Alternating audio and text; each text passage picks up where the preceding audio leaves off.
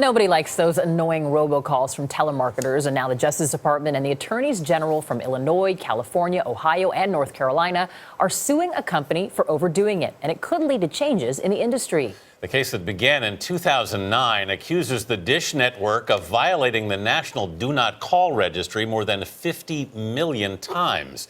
It head back to court in Illinois next week. Federal prosecutors will try to prove another 100 million violations during the trial. CBS News Justice reporter Paula Reid has been following the case and joins us with more. Paula, good morning. Good morning. How exactly have these violations occurred? What is the government alleging here? There's three types of violations in this case. The first is calling people who have already signed up for the Do Not Call registry. Then also calling people who specifically told Dish, we don't want to hear from you, stop calling us. And then there's the issue of robocall, so calling you with a pre-recorded message and what's called abandoning the call. That's when they call you and then you're on hold and they don't connect you to a human in a reasonable amount of time. Those are the types of violations that the Department of Justice is alleging in this case. But what are the actual, how can you actually regulate it? Once these people have signed up, how do you regulate telemarketers?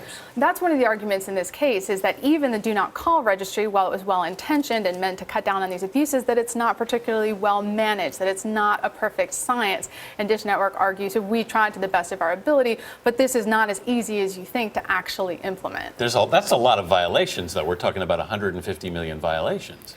It is. Now, the judge in the case has already found 50 million violations, and at trial, the difficult thing for the Department of Justice is they need to prove that Dish Network had knowledge, that they knew that this was going on. And if they can prove knowledge, then the judge can impose penalties on Dish Network. The Department of Justice will also try to prove an additional 100 million violations, and there they'll have to prove that the violation took place, and again, that the Dish Network was aware of it. But Dish Network's argument is that they were not aware of a lot of these violations were happening, that these were their contractors who subcontracted out with other people, and that not all the information was actually getting back to them. So what have they said about their compliance with the laws? They point out that these allegations are about 10 years old. They said once they had the full picture of what was going on, that they did try to change their ways, they try to make changes, and they argue that it's not good business to be calling and annoying potential customers. What are the potential penalties here, Paula, if they're found liable for this? They're significant.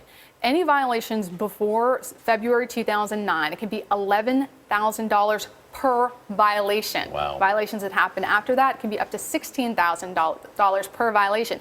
Now, if you do that math, that is astronomical, and it would ultimately be up to the judge, if she finds knowledge, to determine the penalty. Prosecutors are looking at something in the high hundreds of millions of dollars, and you can imagine what a fine even like that, what kind of impact that could have on a company like Dish Network. So are they still doing this? I mean, do you think they will settle and continue on their ways, or what do you think will happen? Well, the case has been going on for 7 years, and it's about to go to trial on Tuesday. And while they have worked out some of the issues, it appears that this issue of knowledge is going to go before the judge. They're not going to be able to settle it, and the judge will have to determine whether or not Dish Network knew what was going on. And if they did, then she will impose a penalty. So it could be precedent setting. Paula Reid, thank you so much.